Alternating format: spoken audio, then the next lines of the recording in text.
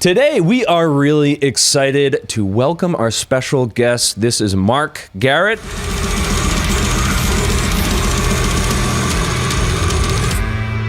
You probably recognize Mark from the fantastic channel, the Kardavox Academy, and as the frontman of the band Kardashev. Let's talk a little bit about yourself and the channel and the band. Sure, yeah. So, goodness gracious, I'm just kind of like a normal, chubby dad-looking guy from Arizona. I've been doing vocals and singing and screaming.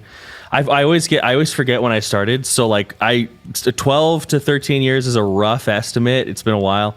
Almost that entire time has been in Kardashev. It's my only band I've ever been in, and it's been quite a ride. Quite a ride. We've changed our sound a lot. We released an album through Metal Blade called Liminal Rite just recently, June 10th. And then Kardavox Academy was kind of my last-ditch effort to find some sort of career that I was actually good at. And so far, I don't know if I'm the best at it, but so far it's working out pretty well. And, the educational reaction format, as y'all know, is a fun but sometimes stressful endeavor. Other than that, I don't know. It's pretty much a lot of what I do. So there's not a whole lot outside of that. Yeah.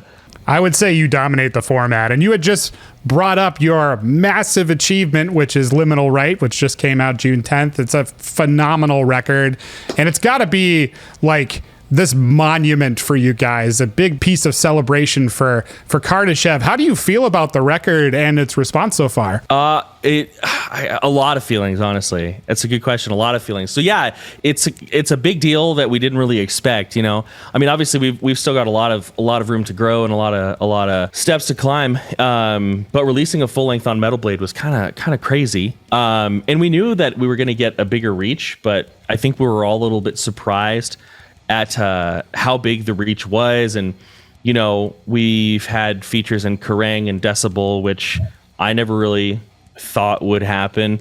So it's been really cool. And I can't speak for everybody, but I'm pretty sure I'm right in that we're all extremely thankful. But it is kind of stressful sometimes. It is a little, I won't lie, it is kind of stressful sometimes because we have X amount of albums that contractually we are going to write with Metal Blade, and we're already sitting over here like, oh, this next one better be fucking good. Like, this next one better be real good if we're gonna follow Liminal, right? Because people loved it, and I'm very thankful that people loved it. But yeah, 90% good, 10% kind of stressful. That's it? Only 10%? Maybe some days it gets up to 15. Yeah.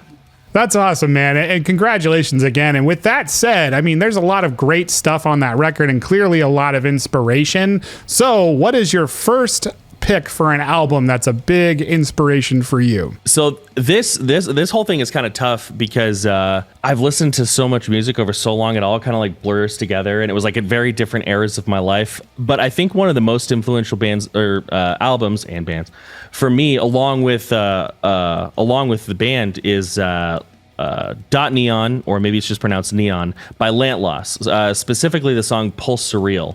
Pulse Surreal was a big influence on me, especially just because it has blackened atmospheric lounge jazz metal.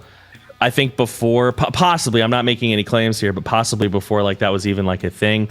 And it has Nige of Alcest on screaming, and his scream is beautiful. And a lot of elements in there I straight up just adopted, like singing and high vocals over blast beats and stuff in big open sections. It's an amazing album and an amazing band that's evolved quite dramatically. But yeah, Dot Neon or Neon, there's a period in the title, so I say Dot Neon, but I don't know if that's right. It's an amazing album that everybody should check out. It's funny you mentioned that, the whole clean vocals and blast beat thing. I feel like you're starting to see a little bit more of that in the scene now. You've got bands like Astronoid, and you guys, it's like a really interesting contrast in intensity and like really beast mode metal music contrasted with these gorgeous clean vocals. And it's something that I think a lot of people are starting to gravitate towards now. Yeah, I think so too. It's probably been around for a long time. I've never really been like good at being plugged in to any community that I've ever been a part of. I'm terrible at it. So like I hesitate to say that it's just now a thing, but I do agree with you. It seems to be gaining a little bit of momentum. I feel like Deaf Heaven has maybe done it, but I've not listened to their whole discography, so I could be wrong. Like many of your fans, we actually discovered you first through Kardavox Academy, and we gotta admit that it was your analysis and your educational take on extreme vocals that actually inspired us to do something very similar, approaching our reaction videos with that sort of musician analysis kind of thing. For anyone that isn't familiar, talk a little bit more about Kardavox Academy in particular, and maybe how you've come from the start to now, how the channel has affected you as a vocalist. Sure. Yeah. A lot. It's a lot. It is a lot. So to anybody who might not be familiar with the channel, basically, similar to y'all, what I do is I take reaction videos and I pause during the song and unapologetically, I break down vocal technique, and it's a lot of fun. It's also kind of stressful. You have to balance like being genuine with being educational, with like being fun to watch. I never like fake my emotional response, but I will sometimes wear it on my sleeve a little bit more. You don't want to be boring, right? And there is a performance element to it. But it's affected me a lot as a vocalist because, I know a lot about vocals, but I don't know everything. And so sometimes, in a video, I'll be like, I think this is happening. And then after the video, I'll go and I'll do like a bunch of research and I'll read up on it. And so it's really furthered my own education a lot. It's helped me learn new techniques. Like I probably wouldn't have been the vocalist I was on Liminal Rite were it not for Kardavox Academy. And I never thought I would just chill on a call with Phil Bozeman for an hour. And then, and the cool thing about those co-reactions that we do is I usually talk with them for like an hour afterwards. Phil Bozeman and Dickie Allen and all these great people. It's kind of helped me link up with them. And a lot of that's my business partner as well. My business partner, Alex Carter. He's a good networking guy. So yeah, it's taken my network and my voice and everything and just massively expanded it for sure. Yeah, man. And there aren't really a whole lot of people that are doing vocal coaching. I really consider you to be up there with like the Melissa Crosses of the world who just have your analysis, your take and everything is just so good. And it's not like you're just painting broad strokes over what it takes to do extreme vocals. You're very good about, saying individualization is important, your personal, body and makeup and things like that. That's all important too. So yeah, your stuff is outstanding, man. Oh, well, thank you. I appreciate it. Yeah, and it's weird. Like, there are plenty of people who do harsh metal coaching, but I'm the only one that I know of who consistently packages that with reaction videos. And I'll be honest, I have no idea why that is. Because it's not hard. It's not difficult to do. But most of them are like on TikTok or Facebook or even doing like email campaigns. And this is what has worked for me. And eventually somebody else is going to start doing it too. But yeah, I don't know why. I don't know why other people don't do it. But yeah, that's true. And I one other thing too that I really love about your channel, and it's this weird line as musicians that I feel like you have to toe. You don't want to promote yourself in this weird area of like, you're on YouTube, you don't want to be like, oh, I'm in a band, but at the same time you have this brand as a vocalist being in Kardavox Academy where that is your thing and you're not really promoting Kardashev. Yeah, I mention it at the beginning of every video, more so to just like lay the foundation of like, I do practice what I preach. I am a musician. I have been a musician for a long time. I may not have like every ounce of knowledge, but I've got a good resume. I have done all the things that I talk about, and so it is a dance that you kind of have to, because you don't want to seem like a pompous asshole, or like when I'm reacting to Devin Townsend, I don't want to say like, oh, I took a lot of inspiration from him on my album, because like he's way better than me, and it feels like I'd be saying like I'm as good or better than him, which I'm not.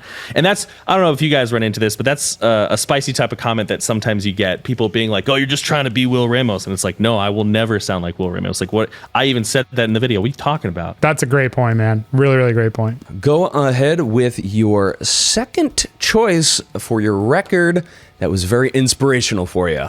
This one is Death Atlas by Decapitation. And it's, in reality, it's a tie between Death Atlas and the Monolith of Inhumanity. But I went with Death Atlas just because, I'm trying to figure out how to say this without sounding like a dummy. because he's been in his own voice for such a long time. But I don't know, I feel like vocally, Death Atlas, something just clicked. Something just really like fell into place very, very well on Death Atlas, and like, you know, even on Monolith, there are some songs that I don't really like. I'm just like, nah, I'll skip that one. But Death Atlas, I can listen to that album start to finish, no problem. And Travis Ryan is, I don't know if he's the best metal vocalist ever, but I'm on record on many videos saying he's my top tier, absolute favorite when it comes to like that side of metal, like the disgusting, gross side of metal. Top tier for me. Yeah, and he nails the in-person persona of it too. Like when you watch him live, he's like spitting in the air and putting it on his face, and it is just an experience. Yeah, I saw Cattle Decapitation live once here in well, it was in Mesa, but Phoenix, and it was a trip. I'll tell you, it was great. Yeah, it is one of the most brutal experiences for a metal band that you can have live. That's for sure. Spearheading a brand new subgenre doesn't seem like it was Kardashev's initial objective. When you and Nico formed the band in 2012, Death Gaze most likely wasn't really on your mind. You guys are doing something very, very unique. You're blending a lot of subgenres together that, you know, may not seem to normally mesh well. Can you guys talk about how the band organically reached this point with Liminal Rite, and how maybe other bands are starting to mess with this too? So yeah, when we started out, we were very interested in like gent and like proggy gent metal, which is funny because I don't think we ever like quite hit that. Like if you go back, no, we definitely didn't. If you go back and you listen to like the EP and the progression, like we really liked that. But so Nico is the main composer of Kardashev. He really like, if anything, I actually have the smallest role on the album that you hear because I come in last. You know, I'll write a solo here. By writing, I say I hum it to Nico, and he like, and then I'm like, yeah, you got it. I don't know how much that counts as writing, but it all really starts with Nico, and it gets to like 60 to 70% before it goes to anybody else. He really is. He's kind of in many ways a fiercely independent fellow. He's never the type that's going to write for a genre. You know what I mean? Like there are some bands out there that they're amazing, but you can tell that they are writing with the objective of being in a genre. And Nico's just not. He's never going to do that. It's followed a lot of what he was listening to at the time. He actually introduced me to Lantloss, who I mentioned. Really kind of opened my eyes to the more ambient, more elegant side of metal. And when I first heard that album I told you all about, I hated it. I was like, this is garbage. But then, you know how it goes, you're like, I'm just gonna listen to it like because it's dumb, and then like, you know, 3 weeks later you're like, oh, it's so good. And so our sound kind of naturally started to change around Peripety. We started to get a little bit more open, a little bit more roomy, I guess you could say. As far as the Death Gaze thing, I'm hesitant to say we created it, because there are some bands that certainly have very similar sounds to us, you know, very, very similar sounds. I mean, we get compared a lot to Agalok, which I kind of see. A lot of people compare us to Holy Fawn, which is funny because our bassist is in Holy Fawn. But there are a lot of bands that do sound, you know, very similar to us. But I will say it was a concerted effort that was originally Nico's idea to take Death Gaze as a genre word and make it part of our brand, which it's a bold statement for sure. But it's certainly not the first time that's ever happened. I mean, you know, Archspire has like the Stay Tech thing, you know, basically like not claiming that they created tech death, but certainly owning the term.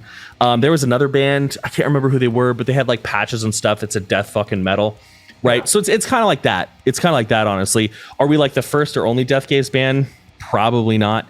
But are we wearing the genre very much on our sleeve? Yeah, I think so. And I don't really think about genres that much, but I'm cool with it. You know what I mean? Like I'm like, yeah, we can be Death Gaze. Sure, it's a cool name. It's an old Final Fantasy boss from the retro days. I love Final Fantasy, so it's a win all around. You know, I was skeptical of it at first, but it's turned out to stir the pot in a mostly beneficial way. So hey. I mean, I would agree. And some of my favorite moments of the record, I'm going to steal this from my wife because my wife is a big fan of you guys. Oh, cool. Yeah, she's actually a painter, and she listens to the record all the time while she's painting. And one of the things she tells me that she loves about the album is it feels like you're on a freight train that's going full speed into a pillow at a lot of points. That's awesome. Yeah. I love that. I love that. That's actually, I feel like that's a really good analogy or symbol, because like we do try to keep it heavy, but we try to keep it kind of like elegant and soft at the same time. So that's really good. Yeah, and there aren't enough bands that are doing the dynamic thing, and you guys have that in frickin' spades, man. We got Nico. We got Nico, and so that helps a lot. Yeah. So what is your third choice for inspirational metal record? So this one was kind of tough, but this is always such a hard question, because even though being a metal musician, if somebody was to ask me what are your top 5 instrumental or inspirational albums, one of them would be metal. Right, like one of them would be metal. So then when it's like your top 5 like inspirational metal albums, I have to be like, okay, hold on, let me scrub through the Spotify here. Oh yeah, and so probably for me, it's hard because it's really a tie. But I'll play by the rules. I'll do the right thing. It'd probably have to be Ghost Reveries by Opeth, I think. It's a good one. I think that I've always admired the way that Michael Ackerfeld also brings softness and like gentleness, but in a haunting sort of way in both his singing and his guitar playing. Like, you know, like it's, I don't know shit about guitar, but it's hard for me to think of anybody who can pick up an acoustic and play something that I enjoy as much as Michael Ackerfeld does. He picks up an acoustic and I'm just like, all right, everybody shut the fuck. You know what I mean? The way that he, I don't know, storytells and moves around the music rings in my head sometimes when I'm writing clean sections. So yeah, it would probably have to be that. You know, now that you mention it, there's a lot of overlap in terms of like the intensity of Ghost Reveries, the like subtle ambience of a lot of the sections and a lot of the dynamics. So I can totally see that inspiration in how you approach vocals and the compositions on that record. The other thing to mention is that Alex, the bassist in the band, who's also the bassist in Holy Fun, which is an amazing band if anybody wants to check them out. Like they're legit very good. Not metal per se, but heavy in the same way that metal is, if that makes any sense. He is a huge Opeth fan. Like after Nico would write a song, he would sit in and like help him polish it up, offer ideas, you know, because he also plays guitar really well. He's not just a bassist. He can shred on a guitar extremely well. So sometimes he'd pick up a guitar and throw something in there. So I don't know if Nico's ever been a big Opeth fan, but Alex certainly is. And so I think that Alex probably put a little Opeth in there as well. You know, there's something to that. You had just mentioned like, you know, when you finish up a song, you bounce something off of another bandmate. That's something that like we push all the time on our channel, is like when you're approaching songwriting, it's really important to demo things so you can listen to it and be like, okay, everybody else in the band that's contributing, what does this need? Because that final 10 to 15% can really push a song into great territory. Exactly. We do that all the time. We've done that since the beginning. Been like, okay, what does this song need, or what does this song not need? That's a really important thing as well. Like, you know, it's kind of like the whole, like, I'm not much of a fashionista myself, but it's kind of like the whole like Coco Chanel approach of like, put your outfit together, look at yourself in the mirror and take one thing away. You know, it's like, okay, I probably don't need this big gaudy red bracelet. Boom. So for us, it's like, you know, is that really like verbose solo, just kind of going wee wee wee for 30 seconds really necessary? Probably not. And I've never heard metal songs compared to fashion, so that's fantastic. There's good philosophy in all walks of life, so you know you gotta take it where you find it. Mark, you do a fantastic job making metal feel inclusive to your fan base, embracing the emotional side of not only your performance, but your persona in your videos. So what are some of the biggest inspirations from other frontmen in the metal scene, and how have they affected your approach and your persona as a metal frontman in the community? It's tough to answer that question because, and I'm going to answer this without sounding like a prick, but I don't really care what other frontmen are doing, like, at all.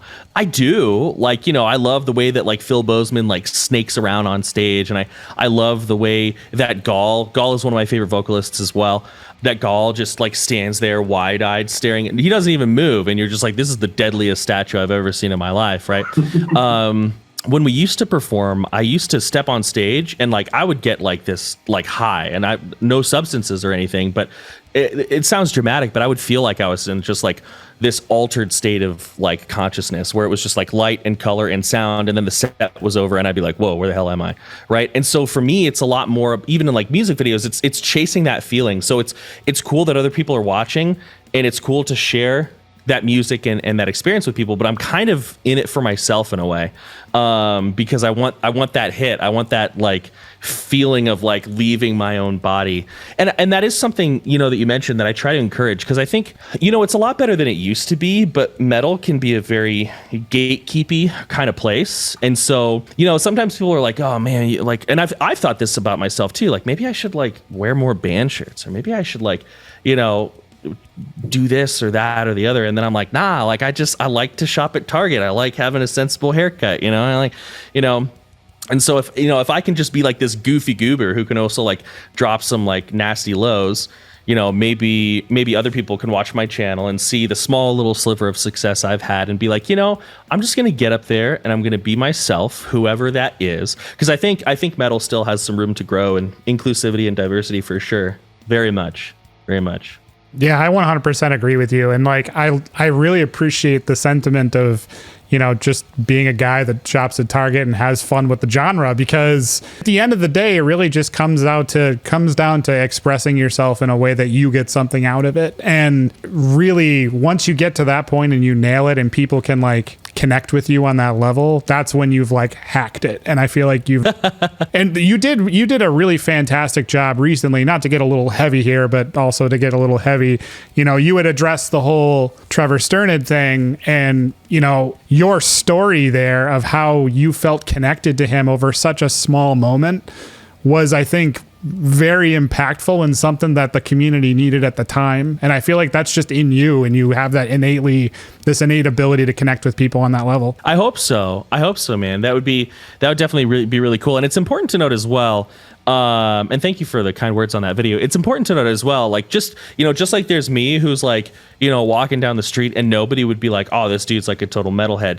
People can be equally as genuine, tatted up, crazy hairstyles, like more expressive in their dress. That can be equally as genuine too. Because, you know, sometimes in an effort to become compassionate and inclusive, people just start kind of gatekeeping on the other side accidentally. Like they're like, oh no, I like the true metalheads don't have to wear band shirts. And it's like, no, like the moment you said the true metalheads, you messed up. You messed up. You gotta go back to that spot. True metalheads are not your concern. Just be cool. Just be chill. Yeah. We do that all the time. Like, we mess around on our channel. Like, we did our top 10 favorite death metal albums of 2022 so far, and I wore my Purple Rain t-shirt for that. And like we got so much crap in the comments for it, but that was literally the whole point. I'm trying to weed those people out. Bro, I mean, now we're getting into YouTube talk. Sometimes I will deliberately do things in my videos just to like weed out certain types of viewers that I don't want. Like every once in a while in my videos, I'll pause the video and I'm like, yeah, I'm going to pause right before the big breakdown. And anybody who doesn't like it, click back and work through it emotionally. Anyways, you know, because like it's my channel, you know, I'm going to do what I want.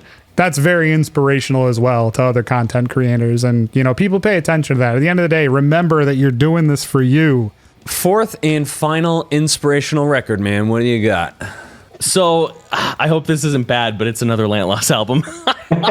It's your list, it's your picks, man. Yeah, it's your picks. So it's actually really interesting. So Lantloss had two albums, Dot Neon and Agape, and they were very like black metal, right? Like not necessarily Black End, but like black metal with other influences, like, you know, post metal, literally like lounge jazz sometimes.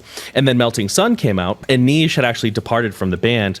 The vocalist, I can't remember his name. He's still around. He went on like this summer, and you know, it's been a while since I read this story, so take it with a grain of salt. But he went on like this summer vacation with his friends, and it was like beautiful, and it was like so full of joy that he's like, I just couldn't write a black metal album again. I had to write something different. So it's this beautiful, spacious, monstrous, reverb thick, like post-rock album. I guess technically not post-rock because there is singing, but I don't know the rules there. And it's called Melting Sun. And that album, I think, I was thinking about it before because y'all had mentioned like, hey, try to get a list of albums together. And so I was thinking about it. That album does a really good job. He doesn't like belt at any point like I do a lot, but he sings gently over very heavy sections. Again, it's not like metal, so it's not heavy in like the Meshuggah sense, right, of the word, but heavy emotionally, very heavy in sound. And he sings so gently and like these beautiful like moments, like it feels like there's a pit of existential beauty below you, and he's just singing like, I am the sun, and you're just like, oh God, I could just die right now and it would all be fine. You know what I mean? So yeah, Lantloss Melting Sun, another album that Nico showed me, and at first I was like, garbage, and now I'm just like, it's so funny too, because most things that Nico shows me, if I don't like them at first, give it a couple months, and then I'm like, all right, I was an idiot. This is actually pretty good. We absolutely love Liminal Rite. We love your channel. Easily one of the best and most unique albums of 2022. It's definitely going to make one of our top lists at some point this year. Please take this opportunity to give any shout outs, plug some of your events or any other bands, and let our fans know how they can support you. Yeah, sure. So thank you both for your time. I really appreciate it. Yeah, you can, if you're interested in vocals or just, interested in other educational reaction content, check me out on YouTube, Kardavox Academy. I've got a TikTok. That's kind of more of a place where I just kind of get goofy. I do vocal stuff there too, but it's, I don't have the bandwidth to like smash like multiple social media platforms. I don't have that kind of ability. My band is Kardashev. Check out Liminal Rite on Spotify, all streaming platforms. And if you want to check out the bands that I mentioned, Lantloss. If everybody who's watching this has heard of Cattle, Decapitation, and Opeth, I'm sure. And then the album that I put on the list that I didn't say because it's not metal, Sufjan Stevens, Illinois. Check it out. It's one of the best albums ever written in the history of all time. That's all I can think. Oh yeah, Holy Fawn. Our bassist Alex, he's in that band Holy Fawn. Check them out. Death Spells is a really good album EP. I think it qualifies as album. So yeah, that's all I got. That's all I can think of. I probably forgot about like 10 million things, but that's enough for now, I think. Dude, thank you so much again for your time. This has been a really great conversation. Liminal Rite really is an album contender of the year here. Go with the gods, Forge Mates. May your liminal rites bring you peace in the next world.